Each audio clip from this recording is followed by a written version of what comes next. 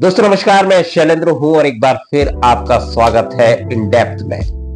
4500 साल पहले क्या भारत पूरी दुनिया को फैशन बेचता था?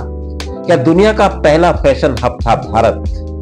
और क्या पूरी दुनिया में 4500 साल पहले मेड इन इंडिया की धूम थी? पूरी दुनिया दीवानी थी भारत के फैशन प्रोडक्ट की। ये इन सवालों की पड़ताल आज हम इस वीडियो में करेंगे और इसके पुख्ता प्रमाण भी हैं। और ये लगभग सारे विशेषज्ञ मानते हैं कि 4500 साल पहले की अगर मैं बात कर रहा हूं तो मैं बात कर रहा हूं सिंधु घाटी की सभ्यता की, इंडस वैली सिविलाइजेशन की, जिसके बारे में काफी खोज हुई है और उसके इलाके के बारे में, उसके लोगों के बारे में, और सारे प्रमाण जो है, सारा उत्खनन जितना है उसमें ये बात बार बार निकल के आती है कि फैशन को लेकर वो लोग, सिंधु घाटी के लोग काफी अवेयर थे और उनके पास सरप्लस था, एक बहुत ही खुशहाल जीवन था। और जितनी भी चीजें वहां मिलती हैं उससे ये अंदाजा लगाया जा सकता है कि ब्यूटी के प्रति या फैशन के प्रति या सुंदरता के प्रति उनका रुझान काफी ज्यादा था। और ये पूरी इंडस्ट्री थी सिंधु घाटी सभ्यता की और कहीं ना कहीं उसकी समृद्धि का बहुत बड़ा कारण भी था। इसको हम एक एक करके समझने की कोशिश करेंगे, क्योंकि सिंधु घाटी की खुदाई में जो सबसे ज्यादा चीजें मिली हैं और सबसे खूबसूरत चीजें मिली हैं वो है फैशन से संबंधित, श्रृंगार से संबंधित। चाहे फिर वो नेकलेस हो, अंगूठी हो, ईयरिंग हो, या कमरबंद हो, या बाजूबंद हो, या तरह तरह की मालाएं हो, मोती हो, हाथी दांत की चीजें हो।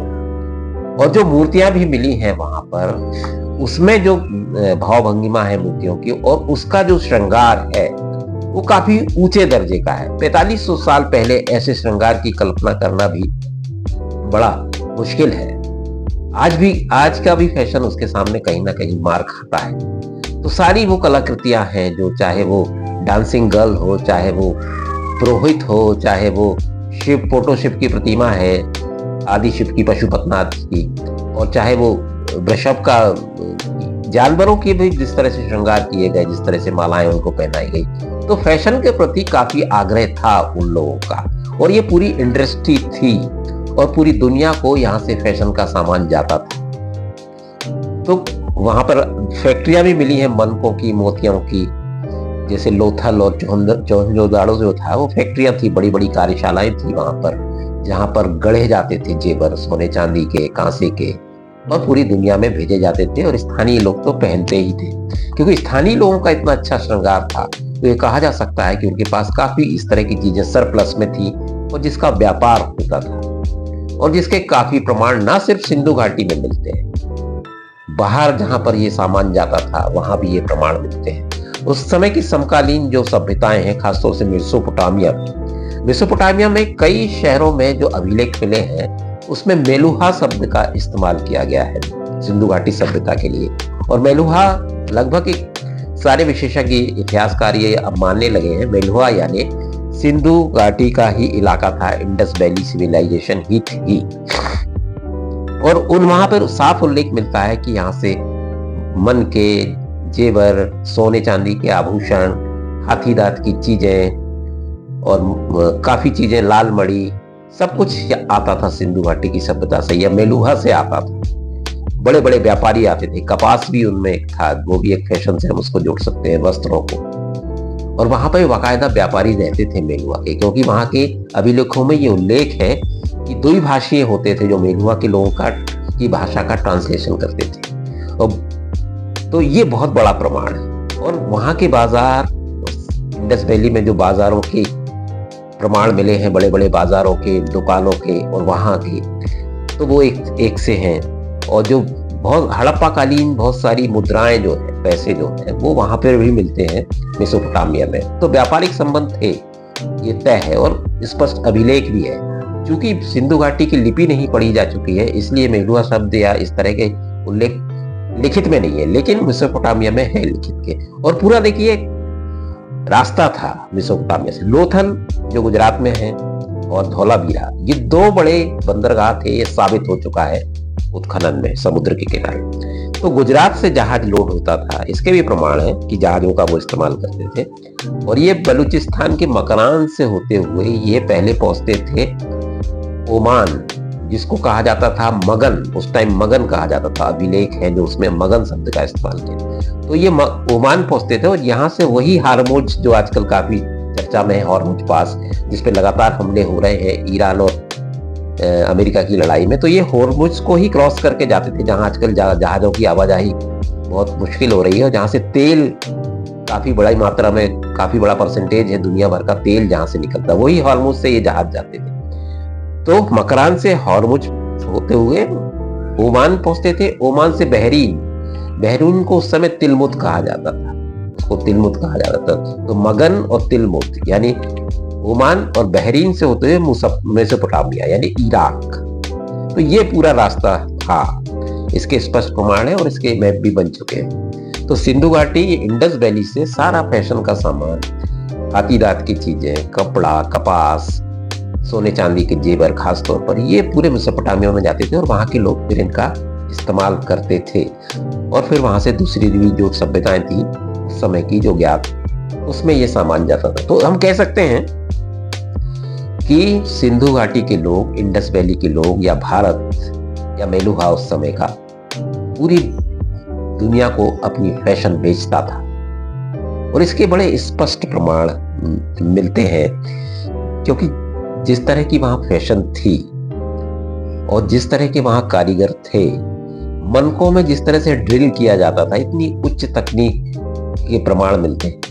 इन मनकों का फिर बंटवारा भी हुआ, हारों का बंटवारा हुआ भारत और पाकिस्तान के बीच, तो उस समय भी आप देख सकते हैं। तस्वीरों में मैं आपको दिखा सकता हूँ कि देखिए कितनी उच्च श्रेणी की कलाकृतियां हैं, उनमें ड्राइंग, उनमें डिजाइन, उनमें नक्काशी, सब कुछ।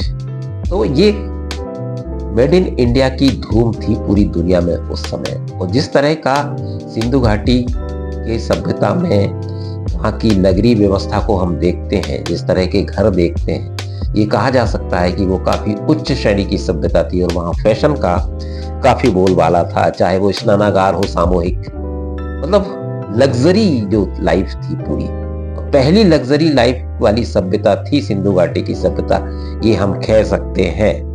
और वहां वर्ग भेद भी ज्यादा नहीं था। जो प्रमाण मिलते हैं उसमें ऐसा नहीं है कि राजा या उच्च कुल के लोग फैशन किया करते थे। साधारण जैसे नाचने वाली का मैं उल्लेख कर रहा हूँ बार बार, जो लड़की है आप देखिए, उसके मैं दिखाता हूँ, उसकी फैशन देखिए आप। एक हाथ मोड़कर वो खड़ी है, उस बाएं हाथ में देखिए कितनी सारी चूड़ियां हैं ऊपर से लेके नीचे तक, दाएं हाथ में भी चूड़ियां हैं जो कमर पे रखे हुए हैं हाथ। और उसका नेकलेस देखिए आप, नेकलेस में उसके जो पेंडुलम है उसका वो देखिए, पेंडल जिसको कहते हैं।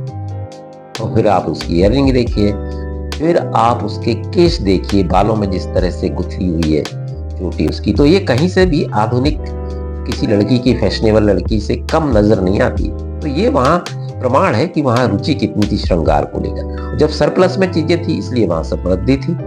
अब आप ये, हम आपको एक और मूर्ति दिखाते हैं, ये वहां के पुरोहित की मूर्ति है। अब आप इसको देखिए, कितने सलीके से दाढ़ी बनी हुई है उसकी, मतलब पुरुष भी कम नहीं थे श्रृंगार में। फिर आप उसकी दाढ़ी के बाद उसके जो चादर लपेटी हुई है या जो अंग वस्त्र है, उसमें डिजाइन जो उकेरी है वो देखिए आप, 3 फूल किस तरह से बने हुए, और फिर माथे पे जो पट्टी बांधी हुई है वो देखिए आप, उसमें गोल गोल ईयर एक आकृति भी है। तो पुरुष और स्त्री बराबर से श्रृंगार करते थे। फिर आप ये वृषभ की मूर्तियां देखिए आप, उसमें जानवरों को जो मालाएं पहनाई गई, उनके सींगों में जो कलाकृतियां, कितनी मतलब श्रृंगार प्रधान वो सभ्यता थी, इसको हम कह सकते हैं। और यहाँ से निर्यात होता था, एक्सपोर्ट होता था ये सब कुछ, इसके भी स्पष्ट प्रमाण है समुद्री मार्ग के जरिए भी, और वहां हड़प्पा और मोहनजोदड़ो से सीधे रास्ते, जमीनी रास्ते से भी ये रास्ता के प्रमाण मिलते हैं जहां से सामान जाता था। और बाद में यही सिल्क रूट कहलाने लगा, ऐसा कहा जाता है, जो रेशम मार्ग कहते हैं जिसको, चीन से लेके यूरोप तक जो था, तो भारत का उसी पर फिर सिल्क रूट भी डेवलप हुआ। मतलब 4500 साल पहले, ईसा पूर्व 2500 साल के आसपास, 2000 तक, 3300 से 1800 ईसा पूर्व की ये पूरी सभ्यता मानी जाती है। लेकिन इसका पीक टाइम माना जाता है 2000 से 2500 ईसा पूर्व।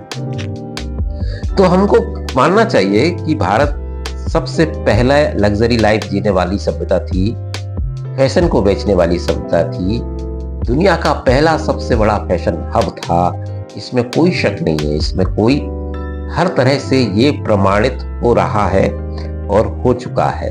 और हरमुज जिसका उल्लेख बार बार होता है, वो सबसे प्रमुख व्यापारिक मार्ग था भारत के लिए। तो इतनी समृद्ध सभ्यता के लिए जब ये सब बातें तय हो गई हैं, तो अब पाकिस्तान को याद आ रहा है, उससे अपना कनेक्शन जोड़ने की कोशिश करता है इसलिए। लेकिन ये सभ्यता शुद्ध सनातनी सभ्यता थी, ये भी कहा जा सकता है, जो धार्मिक व्यवस्थाएं हैं। तो पूरे भारतवर्ष को इस पर गर्व होना चाहिए कि हम ऐसी सभ्यता से निकल कर आए हैं। हमारे पूर्वज इस तरह की लग्जरी लाइफ जीते थे और भारत फिर सोने की चिड़िया कहलाता रहा आखिरी तक। और इसलिए उस पर इतने आक्रमण हुए, इतनी लग्जरी लाइफ के चलते। तो फिलहाल इस वीडियो में इतना ही। दीजिए इजाजत, फिर ऐसे ही किसी विषय के साथ मैं उपस्थित होंगे। तब तक के लिए नमस्कार।